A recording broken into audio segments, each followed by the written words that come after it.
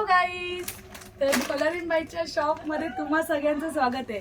सगळ्या बोलत होत्या ताई नुसती रील्स पाठवती मला, तर फायनली तुमच्यासाठी घेऊन आलोय मस्त असा पैठणी लेंगा आणि मस्त ओरिजिनल फॅब्रिक जो येवल्यावर येतोय. खूप सुंदर असा वाव. सगळ्यात पहिले येतोय तो म्हणजे तुमचा लाडका बटवा आणि ही आहे मस्त असा ब्लाऊज पीस.